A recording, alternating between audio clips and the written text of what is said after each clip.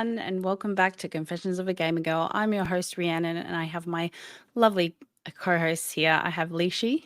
Hello, everybody. I'm back this week. Very lovely to see you. We did miss you last week, but we had the opportunity to have two guests on, which was really, really cool. So that was, was really happy with that. And I also have Ellie. Hello, hello. Good to have you back, Liessshy. Oh, thank you. Thank you. I missed you girls. Yeah, I think when you have somewhere to show up every Saturday, I think when you don't do it, even though we've only been going a short time, I think it does really lend into a sense of purpose. Definitely, Absolutely. This week we have Alyssia from SPACEJUMP. I'm really excited to have her on. She is an absolute boss. She is, oh my gosh, I'm so excited. Alyssia, thank you so much for being here. Oh, thank you. That was delightful. This week's episode, we're going to be talking about Australian esports, which is something I think internationally, I don't know if Australia is really on the same level. So it's definitely going to be an interesting topic this week. But before we get into that, why don't we go through and talk about the games that we've been playing this week? Liessshy, do you want to start off? For sure. I have had a bit of a rough week because I've been pretty unwell. So gaming has been more of a casual thing this week for me. But there are two things that I've been playing, and I've been playing a lot of Sunhaven. It's like a witchy Stardew Valley, and I've just been addicted to this game. So I've been playing a lot of that, and I also tried the Moving Out 2 demo that released on the Nintendo Switch. Really like Moving Out. It's an Australian-made game, Australian devs, and they dropped the demo on the Switch when they announced the pre-orders the other day. So I gave that a go, and that was a bit of fun too. So yeah, just that's what I've been doing. Wicked. Ellie, have you managed to get some gaming time in between bubs and everything? I have actually. That's the good thing about being nap trapped on the couch is I just slide on over and grab that controller and play for a little bit. So I've been playing Oxenfree 2, which I absolutely loved, actually. I'm not really big on like side scrollers, mainly because I can't see. If my character is not right up in front of me, I have like such a hard time seeing what I'm doing. But it's been really fun. It's really beautiful. And it's by Night School Studios, which I believe is a bit of a smaller studio than what we're used to. So it's been very fun. I've been really enjoying it, actually. Awesome. Now, Alyssia, I don't know how much gaming time you do get. Surprisingly, not a lot, but when I need it, I take it. This week, the past few weeks, actually, I've been playing a lot of Chivalry, which is just like the hack and slash that I need to really get my emotions out, to be honest. We've all got one of those. It's just like, it's definitely not a chill game, but when you operate at such a high frequency all week and you just want to sit down at the end of the night and I really hold my own in it as well. I'm not half bad. So yeah, it's a good one. I highly recommend. Oh, wow. That's really awesome. Like gaming can be like really therapeutic. Like if you've had like a big week or a big day at work, like definitely just finding something, whatever it is, whether it's a new release or, an indie game or whatever it is, can definitely be really therapeutic. So I love hearing what games kind of tickle that itch for people. It's fantastic.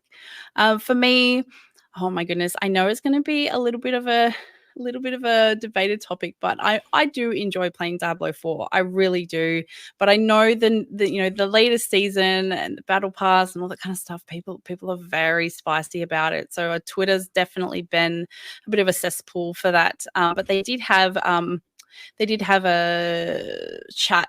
The devs had a chat about the release of this latest patch, and yeah, I think they've definitely learned a lot from this. So hopefully we won't see such a negative response from the community anymore.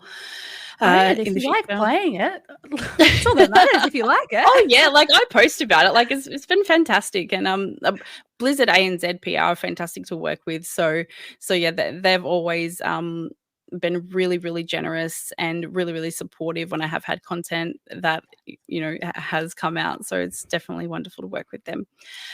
Okay, on to our topic. So Australian esports. Yeah. How I look. Firstly, I want to go to Alyssia. I want to ask what was the main motivation for you creating Space Jump, and did you have any previous experience or previous education that has helped you get into this space? Give us a little bit of backstory. I came into esports completely not knowing anything about it, to be honest. So I've always been like a little bit of a gamer when I was a kid, you know. But I really only got into gaming mostly in my adult life, like gaming as a whole. And that was probably maybe like 10 or so years ago, I really started. Um, I've always been into like performing arts. That's my background. I was, you know, the drama kid at school. I grew up dancing and all these sorts of things. So, I didn't also want to be the drama kid and the gamer kid as a child. So I picked one. I picked the drama, and then yeah, I really embraced being a gamer in my adult life. And um, meeting my partner 8 years ago, he was a massive gamer and sort of opened my eyes to the world of esports and all these different things. I'm like, wow, this is pretty cool. It's a lot of fun. And sort of like fast forward to about 2 years ago, and I was like, well, I've got all these skills from performing arts. Like that was my whole career path in event management and, you know, festivals and theater and all of that. And I was like, can I combine that, you know, those skills and that talent with something I'm super passionate about, which is gaming and, you know, esports, which was sort of, I wanted to do gaming events. That's sort of how I started. And then I exploring that a bit more, I was like, oh, esports, that kind of, you can have gaming elements of that, you know, you can have dev showcasing and cool different things. And that's sort of how I fell into esports, which I'm doing now. So it's been a interesting path, and I'm still learning through it. But yeah, esports is, yeah, it's different in Australia. It's very small. Like we are very tiny drop in the ocean, but I do think we're slowly on the rise, and we're learning a lot as a country of how we're going to do it. Oh, that's really interesting that you come from performing arts background. I wouldn't have guessed that. Oh, really? Yeah. But yeah, I mean, look, I think changes in career definitely can definitely really common these days, and I think skills that we develop can definitely transfer over, which is really awesome to see.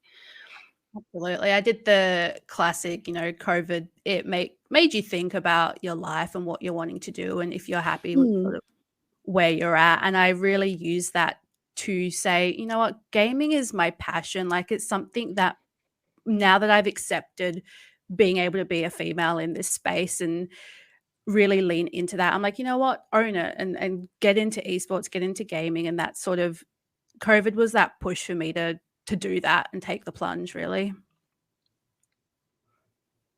That's really good. It was such a good time for self-reflection, and Yeah. it's just the fact you just said, you know, just own it, be a female gamer. Like it's amazing. It's amazing when you have that realization that you fit into this space. What can you do Yeah. to make a change in this space? And I'm so glad that you had that. Thank you.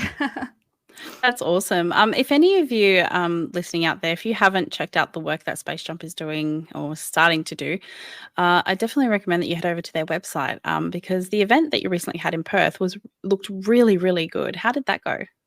It went really well, actually. To be honest, it went a lot better than we expected. It was our first major event, and you know, we were building the event, but we were also trying to build an audience. So we just sort of had no name for ourselves, and it was a solid like 6 months planning, myself and my two other co-founders, of what do we want this to look like, how do we want it to sit. It's really like Perth, we've had our esports events in the past, but sort of never to this scale. So we wanted to take, you know, that performing arts background and those events and festivals and bring that into a new fresh take on esports over here. So it went really, really well. We had happy players, which is sort of the most important thing, happy spectators and happy organizers, really. Would you say that there's a bigger state for esports at the moment? Like, is there one state that kind of stands out with popularity than the rest? Yeah, like as in states in Australia?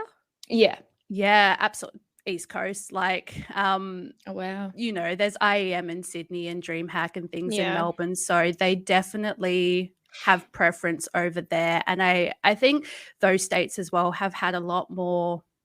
They've had a lot more decades, you know, to build up what it is now, whereas WA is just sort of entering that market. We've really not had anything ever of scale, you know. So Perth also has a really unique opportunity to get into this space. You know, we're a lot closer to Southeast Asia, which is the biggest market for esports. So um, we're not there yet, WA, and I think it'll take us quite a few years to get to where we need to be. But you know, I think we're setting the foundations now, and we're sort of getting in at the exact right time that when, you know, our state starts to grow a little bit, you know, the state government's funneling money into revamping the city and all these cool new tech things. And if we start esports now, it'll all sort of lean in and we can compete with the likes of the eastern states. Well, not necessarily compete, because Australia's pool is not big enough to be in competition, but we can definitely keep up. work.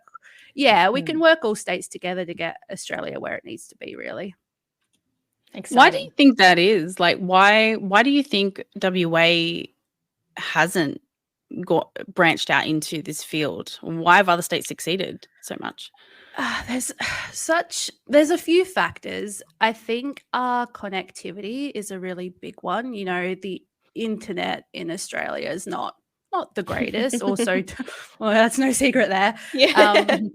Also, WA, we're so isolated. Like, we feel this in so many different industries. Like, again, I can speak to performing arts, but you look at, you know, theatre and things in Melbourne and Sydney, they always get the big shows. And, you know, Taylor Swift is going there, but she's not coming here. Yeah. That was my first thought. Oh, Did anyone get tickets? Do you know anyone that got tickets?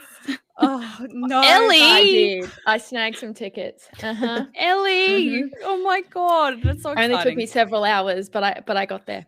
I was literally on there for the whole day. Like, I think it was like 9 hours. Like, I was, it was not fun at all. And then I think I'm the only female that hasn't. Yes, I think so. Just you, Liz, just you. Like the only one that is just not interested in Taylor Swift whatsoever. Oh, Oh, man. Icon. there you go. I'm not. I do appreciate a good Taylor Swift. I'm not the biggest fan, but my best friend is probably one of the biggest fans you'll meet. And she came over here the day that tickets went on sale, and we literally had like every single browser open on my screen, every single one on my partner's screen. We had like iPhones, iPads, everything going, and still no luck. It was hard. They've changed the way they do it. It's no longer a queue anymore. You just sit in a room and you're like randomly picked. So some people were in there for 15 minutes and waiting, and then some people were in there all day. And that's just how it works now, unfortunately. But yeah, I mean, look, I think probably you're right. Connectivity is a big thing. We also we haven't had the infrastructure in Perth. You know, we didn't have a stadium until, what year was that built? I think it was like 4 years ago now. Oh, everything's a blur around that. Yeah. It was like right before COVID, I think. Yeah. And like we can now have, you know, people who do stadium tours, and you know, that is major for our state. So hopefully moving forward, as the popularity of places like Fortress, places like that do arise, I think possibly that would be a really, really good thing for WA to get. I think it'll make so much money as well. Like, it's totally. like in Perth, why not? Like, it's such an isolated location, and there's so many people over there that love gaming and tech and this industry. It would just smash the market. That's it. Definitely. Infrastructure is a really funny thing over here, and something that we're sort of a hurdle that we're battling through is we've got really great venues for 200 people. We've got really great venues for thousands of people, but we don't necessarily have that middle ground yet. So as far as the trajectory of how it can develop here in WA is really going to depend on if the state government or just businesses or anybody wanting to get involved in this space can nurture that and help with those middle ground things, you know? Yeah. So that's going to be a really tricky thing to see how that unfolds. But there is, like you said, Liessshy, there is appetite, and it can happen over here. It just needs For the sure. right Needs the support. backing. Yeah. Yeah, definitely. I know WA Games Week is trying to get their feet off the ground with their event that they're trying to do. And yeah, it is really challenging. And you are right, there's a massive gap. You don't have tens of thousands of people that you want to have this event in, you know, like it's, and then, you know, a lot of the venues, like you say, you know, can only have 200 people. So I can really understand that would be a massive challenge. Yeah. I'm going to ask a spicy thing here. How do you get funding if you want to start this?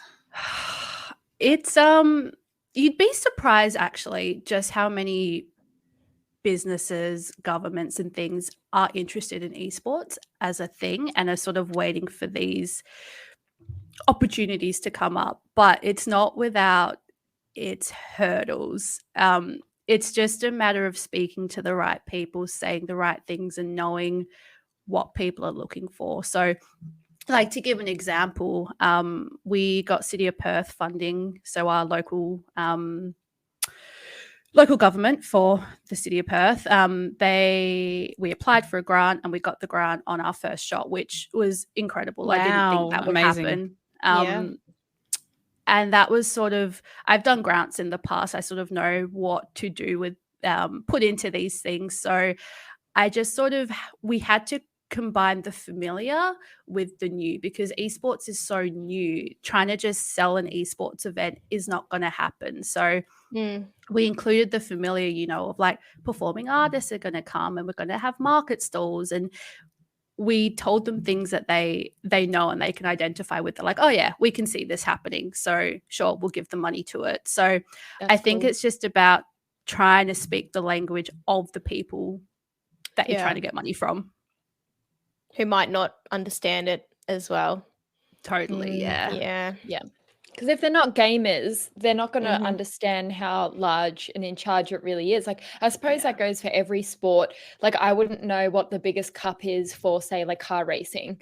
And if someone's not a gamer, they're not going to understand that esports are ginormous. And some people have, like, some competitions have millions and millions of dollars as the prize money. So it is ginormous. So it's really cool and, like, smart how you've done, something common and something really for everybody as well, but something that really draws people in that's familiar. That's a really cool tactic. Thank you. I agree. Yeah, and I think probably now, because there isn't just like the one-stop shop for gaming events, right? We don't have a Fortress or anything like that. So I think the opportunity for, you know, for stalls to be held within the event, to collaborate with local businesses, that kind of thing, I think that could be really appealing to places like City of Perth. Yeah. Absolutely. And one of the major pillars of what we're trying to do with SPACEJUMP, and we're just trying to learn from the industry and how it might have not worked for others, you know, and the whole like overselling esports and being like, it's a multi-billion-dollar industry and there's multi-million people that are watching it. Like, yeah, there absolutely is. And that's something that we aspire to. But trying to sell that, it almost seems like a bit of a false way to sell things to people, and you don't want to like overpromise and underdeliver. Like we can compare ourselves to Asia in some way and say like this is sort of the top way that things are done, but we have to also in our communication be realistic, because you'd hate to burn bridges by overpromising numbers as well. Yeah, for sure. I can see that there is such a unique opportunity here for you guys, because there isn't really anything in between. You've got these really highly competitive events that occur in Southeast Asia, and I think that Australia could really bring that into a more, because if we think about it, right, the people that participate in those events are, you know, the top 1% or top 0.5% of gamers, right? And the fact of the matter is there's nothing for the people in between. There's nothing for like kids or like, you know, Mm. the casual everyday gamer, maybe they do want to, you know, try and enter an event in their local city because it's fun. It's fun to compete. Yeah.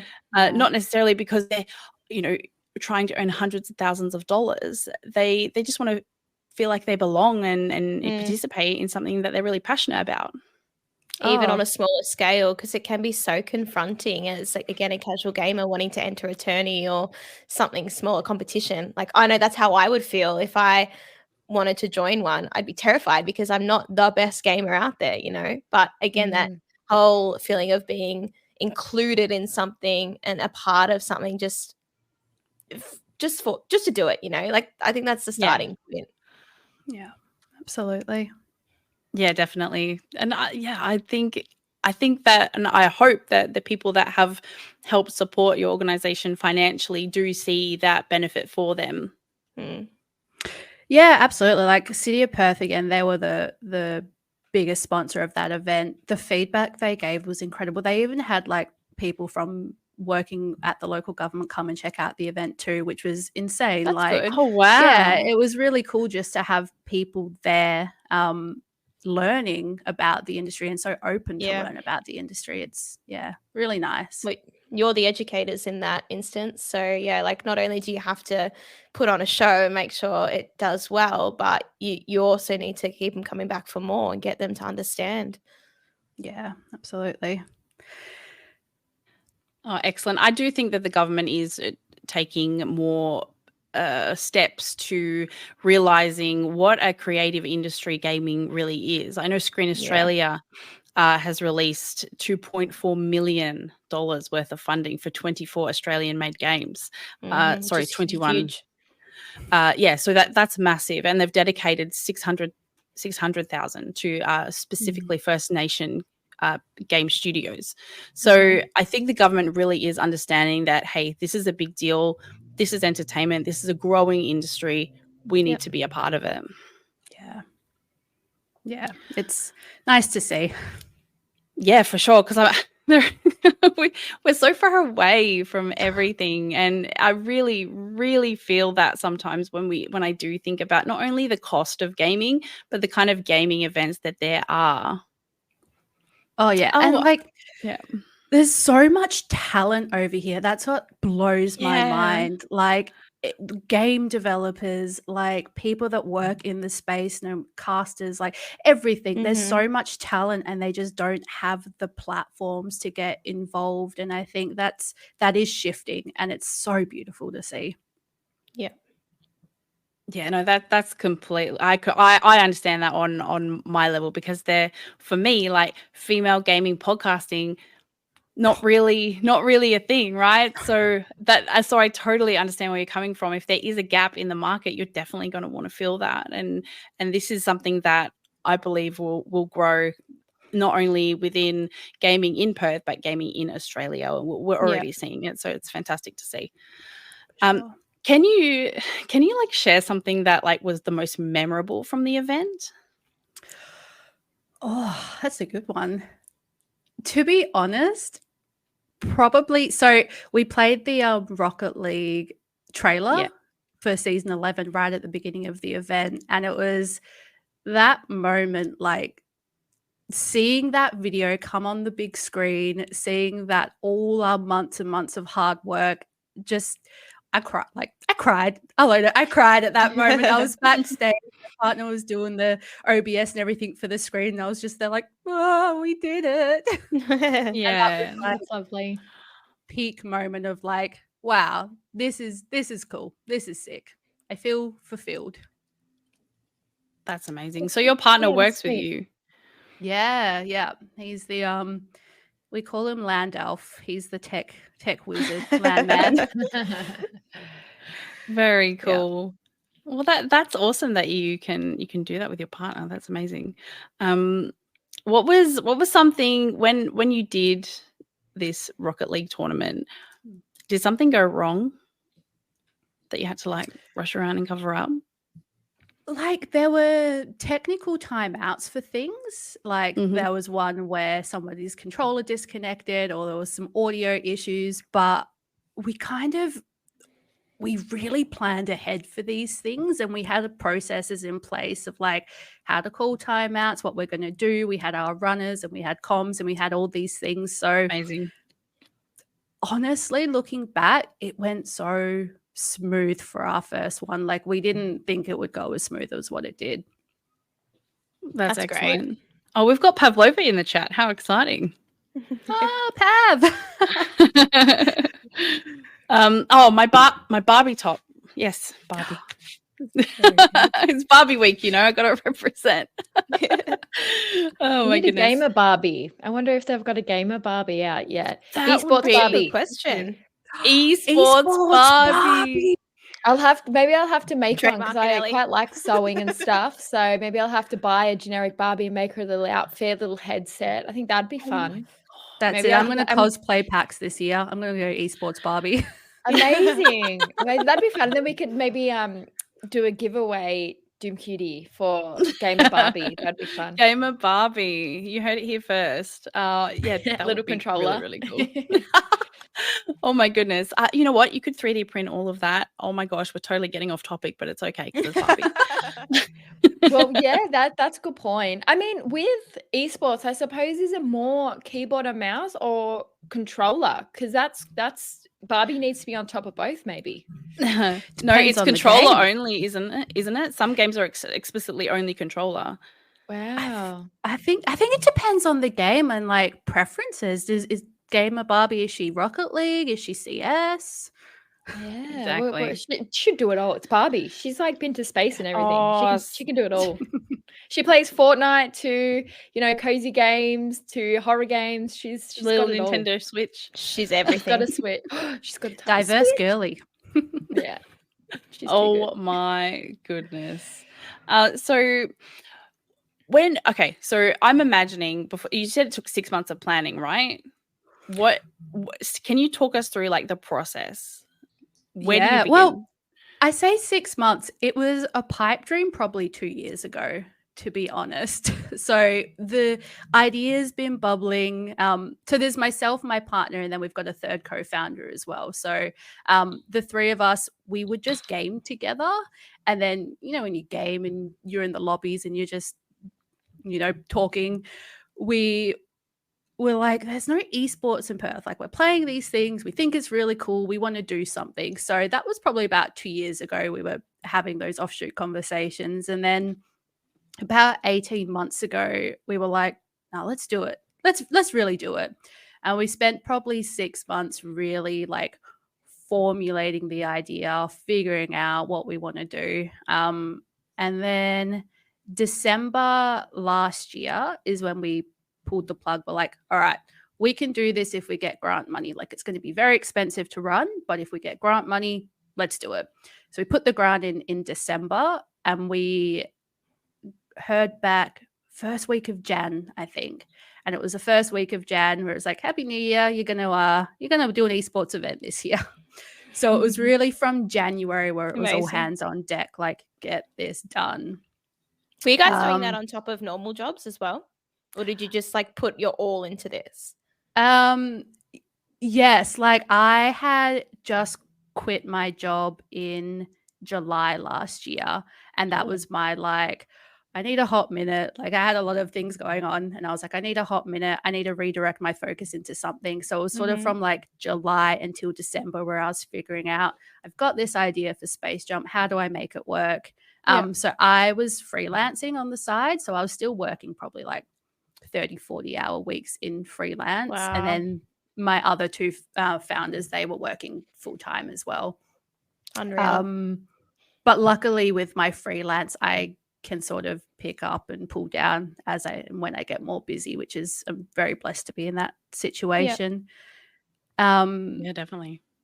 Yeah, so from January when we got the grant, we're like, cool, this is great. So we've got some money towards this, but equipment is very expensive to do an esports tournament. So we did Rocket League, obviously, and it was 3v3.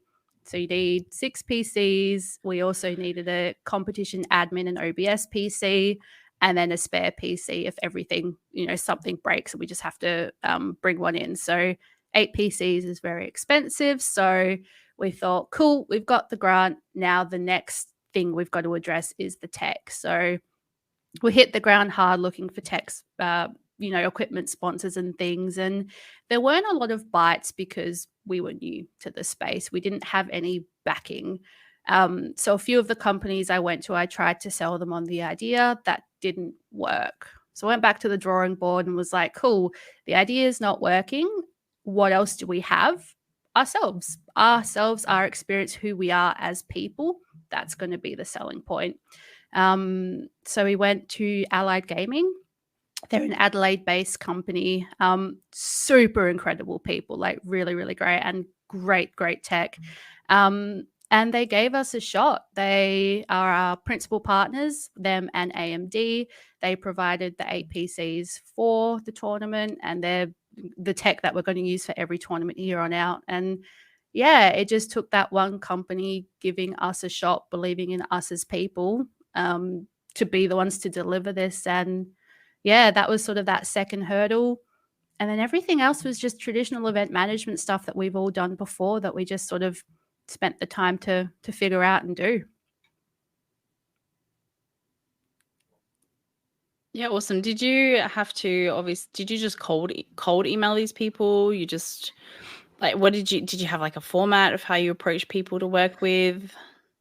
Yeah, a mix of things. LinkedIn, I'm a really big LinkedIn person. I find a lot of connections are made specifically in this industry on LinkedIn.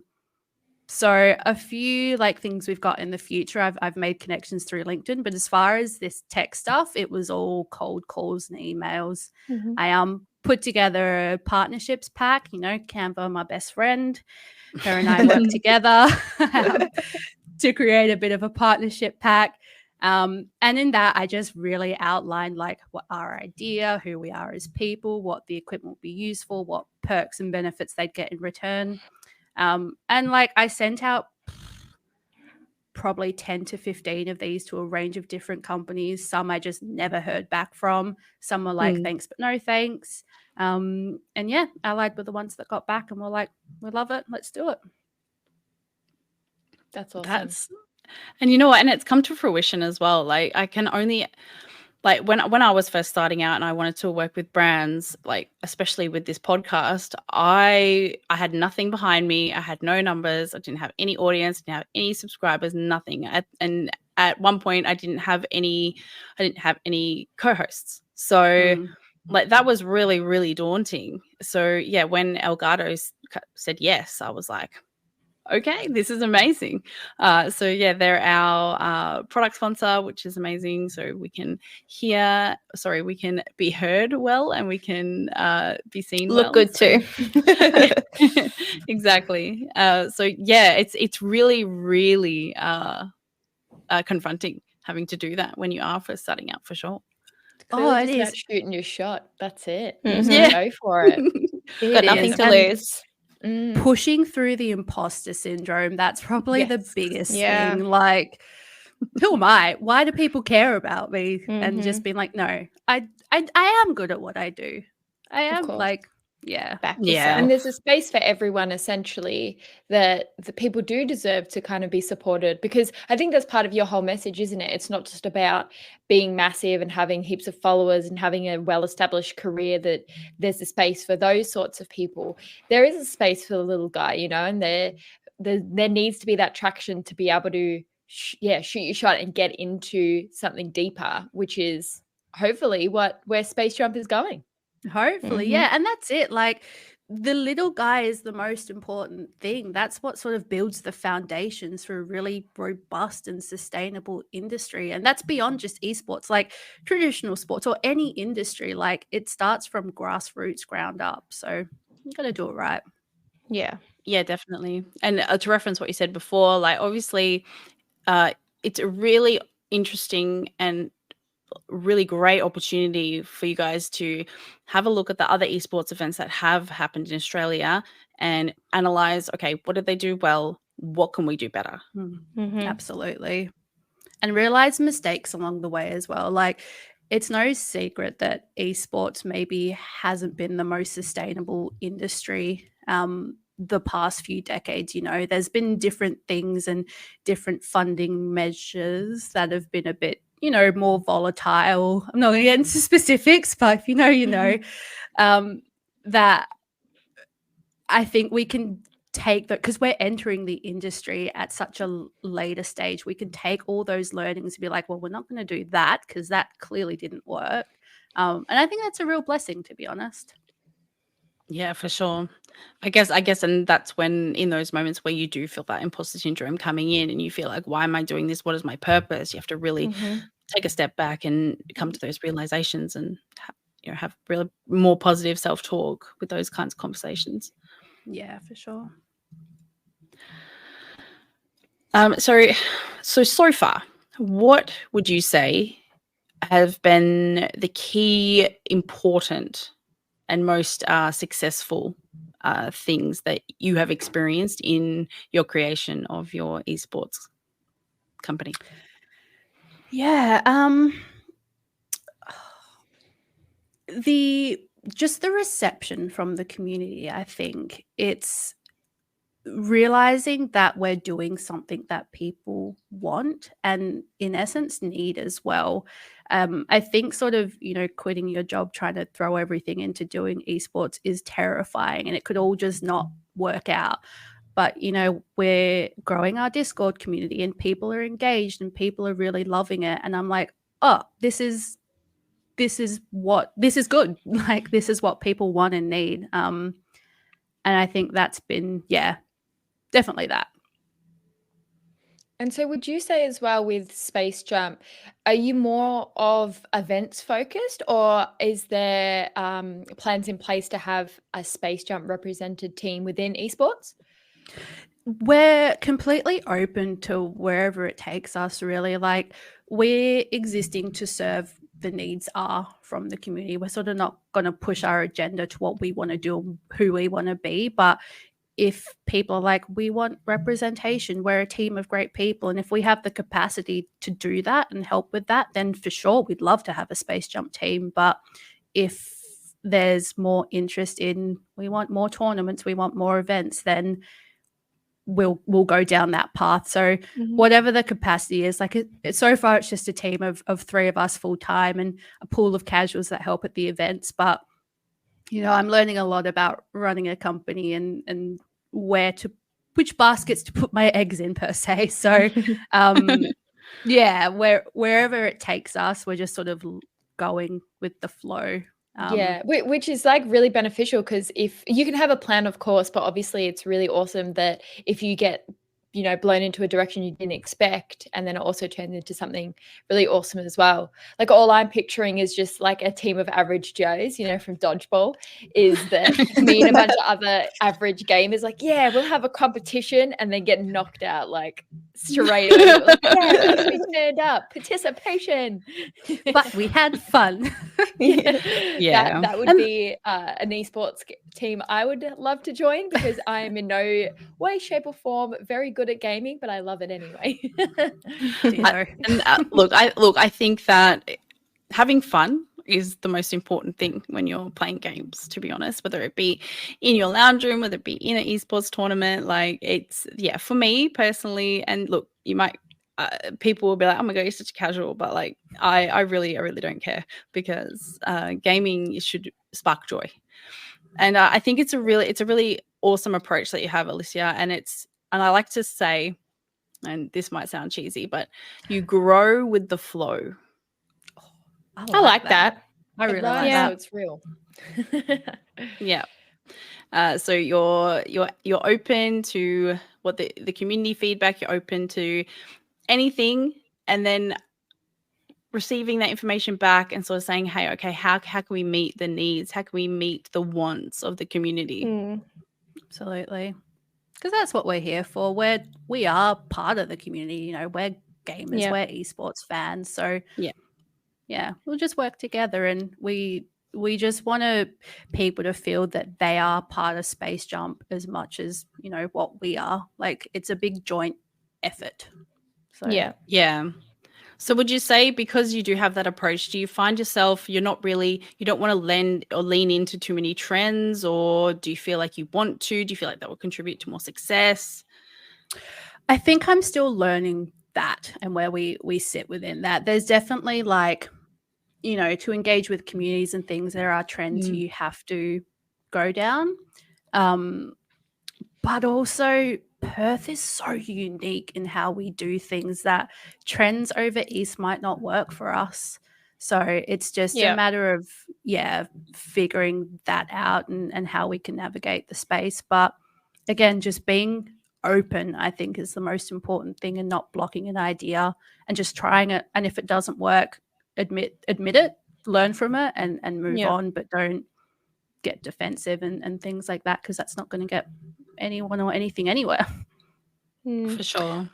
I'm curious to know, with the event that you have had, what was your turnout like, and what did you see in regards to, I guess, without generalizing too much, like how many females came, or people that, identified as a woman? Yeah, to be very well. I was so surprised. I thought it would be mostly male dominated, the audiences, but we didn't get details from everybody, but we had surveys afterwards, and a few people that during the ticket buying process chose to give us that information. I believe we had around 40% like female or female identifying people come through, which was that's great, insane. And they were engaged. They didn't just come through because their partners were there and they tagged along, but they were engaged people that wanted to be there, which was amazing to see. And I found like I met my people. I don't usually meet gamer girls, and it's really nice to know that I was part of creating a space where I could meet like-minded people, and that was really special. That's excellent. Fantastic.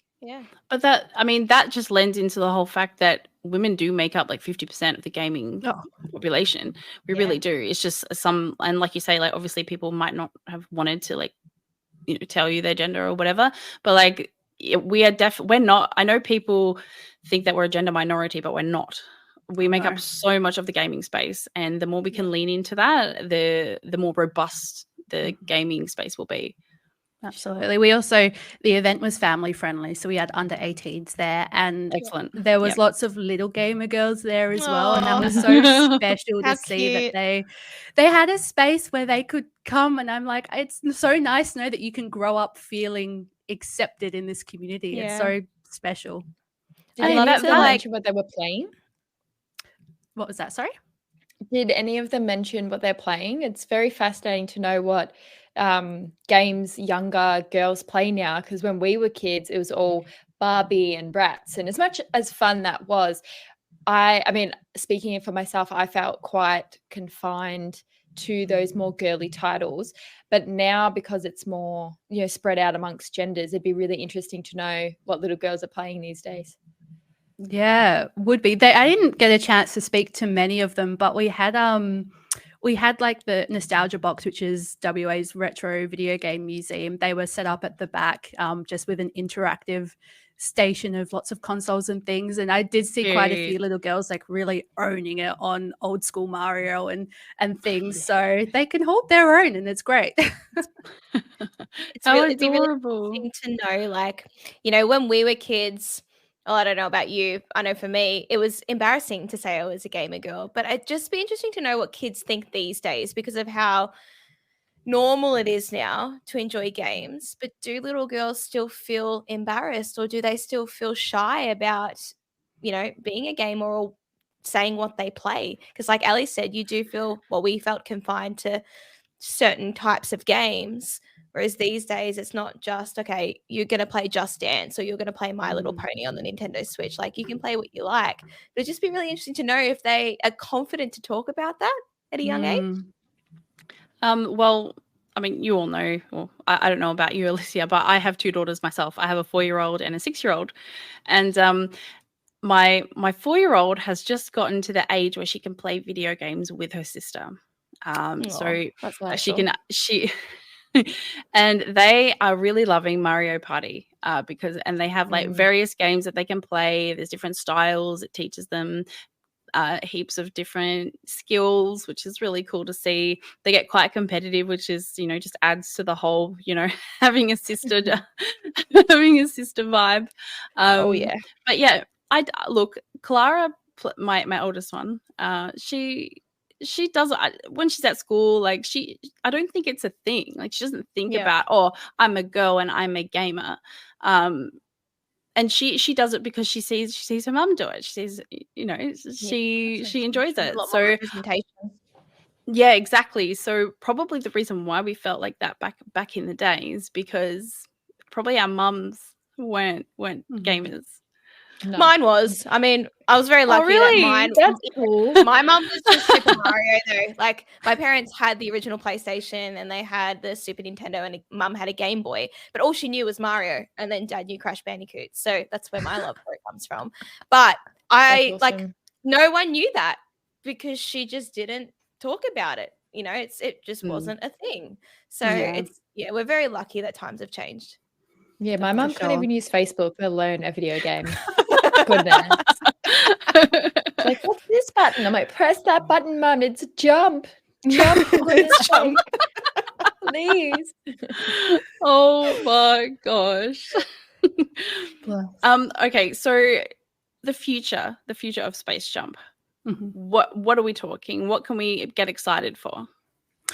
Yeah, so definitely more esports tournaments. That's what we're wanting to get into. We're trying to find our niche of what we want to do. So we started with Rocket League as our tournament just because it's a good entry level one to get used to how things do. There's not too many technical things and whatnot behind it. It's pretty straightforward. But there's already some great organizations in WA in the Rocket League space. So we don't sort of want to compete per se. We just want to find where we can fit in, because we all need to work together to build our community. So we're going to definitely diversify into different games. We're looking at CS as a next one that we want to get into, just because the scene is so huge. One of our co-founders absolutely lives and breathes CS, so he knows it really well. So more tournaments for sure, but again, just answering what the community wants. And what we've been told is they want more tournaments. So watch this space. We are there will be another thing in summer. So that'll be TBC. It'll be announced very soon what that will be. But just more tournaments, and also activations. We're popping up a lot at, just trying to get gaming out there and more accepted in the community. We'll be at Pixel Expo and Froth Town and Sneakerland, just with gaming tournaments there. So yeah, keep an eye out. That's awesome. Might need to Should come we be to paying Perth? attention to your Instagram for those announcements? Yeah, definitely. So we're spacejump.gg, a variation of all of that on all the platforms. Discord as well. That's probably the best place to talk to us if you're WA based, and be like, this is what we want to see. We're super receptive on there. We'll chat back with you. Yeah, beautiful. Yeah, Liessshy, looks like we have to book a flight on over. We have to Oh, come visit. Definitely. I've never been to WA, so it's a good excuse to come. I've been once when I was little. We've got really nice beaches. We do. We really There's do. water. We have water. Actually, we have more than that, but hopefully with more activation, with more events like this, hopefully maybe one day you'll be able to run something at one of the bigger conventions, like at PAX, or maybe something will come to Perth for that. So that would be really, really amazing. Dream. Pixel Expo. You're going to be at Pixel Expo. That's exciting. Yeah, Pixel's such a cool thing. If anyone's Eastern States based and they're not sure what it is, it's just a group of really, really cool people. Same vibes and same principles. Like they just they do what they do for the good of the community. For no, it's not to make money. It's not to do these things. It's just to bring the love of gaming and animation to the community. So they only launched last year for their first one, and it went off, like sold out. I couldn't even get a ticket. Wow. And they're back this year, and it's our version of, we don't get the packs and the things like this, but we have, the likes of Pixel Expo, which is so, unique and tailored to WA. They really they know what they're doing. That's really awesome. cool. So what are you going to have there? So we've got essentially what people saw on the stage at our Supersonic Cup with Rocket League. We're just bringing that to the expo floor. So we'll have 3v3 competitions all throughout the day. Chance to come and play some Rocket League, and yeah, just meet us as well and talk to us. That's the most important thing. That's great. That's cool. So do you have you can register on your website? Is that right? Do I have to have a team of 3, or can I get just put in a team? You can get put in a team. So details are on our website, but we'll just be hosting a whole lot of competitions throughout the day. So just rock up and come see us, and we'll give you all the information. That's cool. Amazing. What kind of prizes and stuff do you do for the competitions, or is it more just to just get up and have fun? Yeah, so quite a few different things. It ranges depending on the event that we do. But for Pixel, we've got JB Hi-Fi vouchers, we've got merch prize packs, we're also raffling off a PC from our partners Allied Gaming. Wow. Branded SPACEJUMP PC. It looks really, really cool. Keep an eye out for that. So yeah, lots of different things. Yeah. Amazing. That's really cool. Oh, I had something in my head and it's gone now. Bye-bye. Goodbye. Goodbye, thought. Hold on. Let me track back. So it was like Well, I'll say, would you ever branch out SPACEJUMP to different states as well? Like if you're thinking into the future, would you would you like to do events, all over the country? Oh, absolutely. And sort of where we stand and what we go for is we don't want to compete. Australia's not in a position where we compete, but where there's gaps, we want to fill. So we want to work, makes sense. Look at what ESL is doing. Look at what, if Blast ever come to Australia, look at the space that they're filling and see where we can go from there. But yeah, we'll start our grassroots and our community base here, and absolutely the dream is one day to go full national.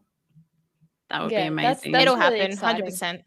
Oh, how do you feel? I mean, you are probably, I know you do have a team, but you're obviously one of the leaders in that team. How does that feel having, you are a female, you've got like 2 other males. I know one of them's your partner, but how do you go about, how do you navigate that?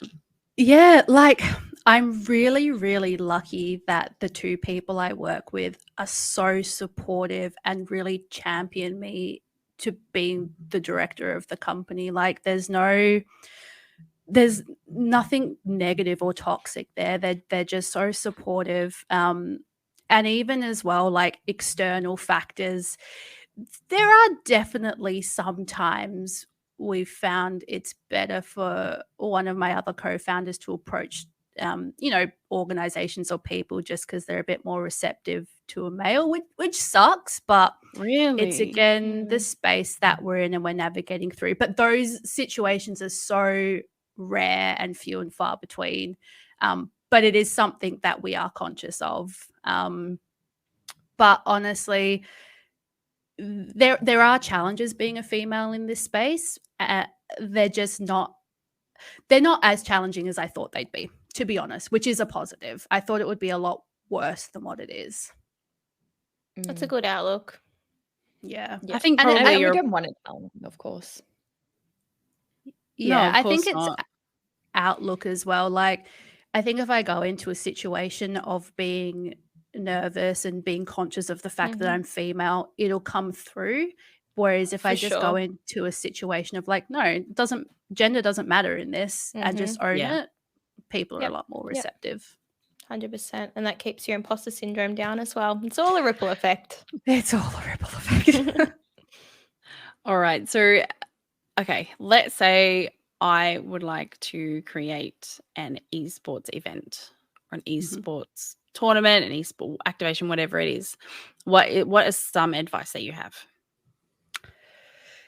People, you can't do it by yourself. just surround yourself and network with people that have different skills and talents than you. I've really identified what my strengths are, what my weaknesses are, and that's the same with the rest of my team. We all know where we sit within this, and just being able to identify, this is my lane, this is what I'm doing, this is what I'm really good at. And I feel like a broken record when I say own it, but honestly, own it. And don't be afraid to ask for help either. There's a lot of people in this industry that are in it because they want to see it succeed. And if there's something you're unsure about, it's better to ask the questions and explore how to tackle it than just trying and potentially getting it wrong. There's no shame at all in asking for help. Amazing. So you found the most help, you said, on LinkedIn, is that right? Yeah, definitely. LinkedIn. Such an underrated platform. I always forget about it. Yeah, definitely. So good. And especially in this industry, I find there's a lot of people on there really trying to spread the good word to other corporates that aren't in gaming. And that's, again, speaking that language to them. And, people love stats and LinkedIn loves stats. So, yeah. So just kind of having your portfolio, I suppose, out there for, everyone to see, and then you can kind of like come across on a mutual platform and see what each other is about, like what each company is about, you presenting them, then presenting to you. So it definitely gets the more professional side of esports and gamings and things like that, because originally LinkedIn, I think everyone looked at being quite obviously for business, but business people, if that makes sense, like very white collar tie sort of deal, but it essentially is just for business, whether that be for gaming, for ironing, or for calculations.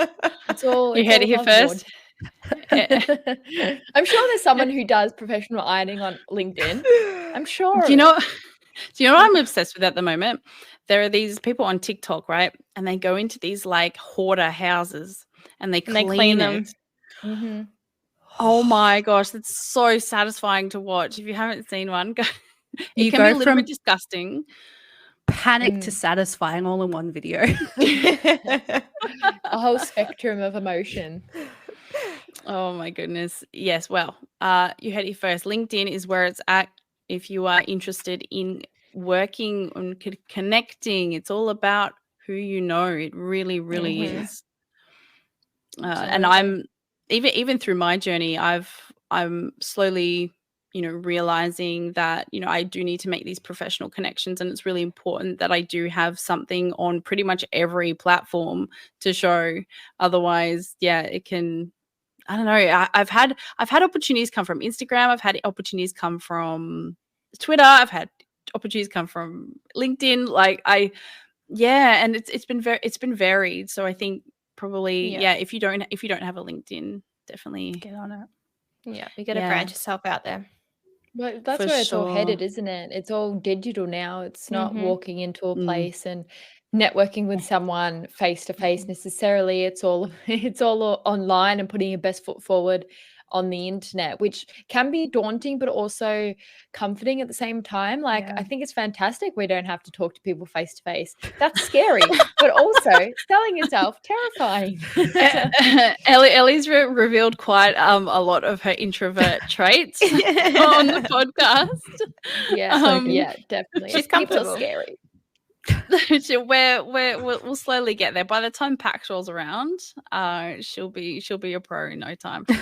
I'll be cosplaying as a bush. You won't be able to see me. I'll be camouflaged. She'll be cosplaying as a wall at PAX. Yeah. Even a door. I can just open it, let people in. No one will suspect a thing. I am just a person door. I'll be a nice hat on their way through. The complimenting door. That'll be me. Oh, yes, Pavlova, get that LinkedIn going, mate. It will be, I reckon you'll get so many, I think you'll get so many gigs on there. Put your lovely face out there.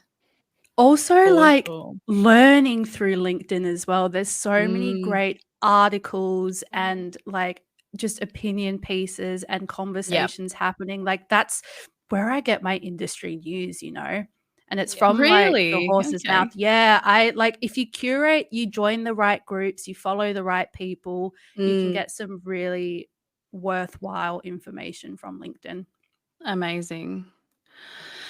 Amazing stuff, and incredible work that you're doing. Bravo. It's so daunting. It must be so daunting getting into this space in WA. So everyone, all at SPACEJUMP, at Pixel Expo, people who, and the people who are working behind the scenes for WA Games Week, like honestly, you guys are doing the most, and we love to see it here at Confessions of a Gamer Girl podcast. So well done to you. Thank you so much. On that note, we're going to wrap up the show. Alyssia does have somewhere important to be. I do, yes. I wasn't clear. Is it your for you? No, so I'm going wedding dress shopping. Very exciting. Yeah, that's all you said, and I was like, is it for you or? I bought my dress. It's for my bridesmaids. We're doing the fun little girls' day out thing. Oh, That's lovely. awesome. Yeah. Oh, amazing. Congratulations. Have fun. Thank you so much. Yeah, trying to plan a wedding and launch an esports company. I'm crazy. But You've gone like from here to here. mate, I'd be that's why I stressed. play Shiv. Lots of hack and slash to calm me down. For sure. Well, We've come thank you full so much circle. for taking that time. Thank you so much for taking the time today. I really, really appreciate it. It's been really insightful, and I cannot wait to see what the future has in store for SPACEJUMP. It's going to be awesome. Thank you so much for having me. And thank you for doing this podcast. It's so amazing that there is a platform to learn from other females in this industry. You're doing great work. So thank you. Thank you so much. Thank Lovely you. feedback. We So try. thank you. Yeah. All right, we're going to wrap it there, everyone. Shout out to our chat. You've been really lovely to have. A bit cozy today. It's been awesome. And thank you so much to our Spotify listeners. And thank you to our product sponsor, Elgato. Thanks so much for helping us sound and look good. And we will see you all next week. Bye. Bye. Bye.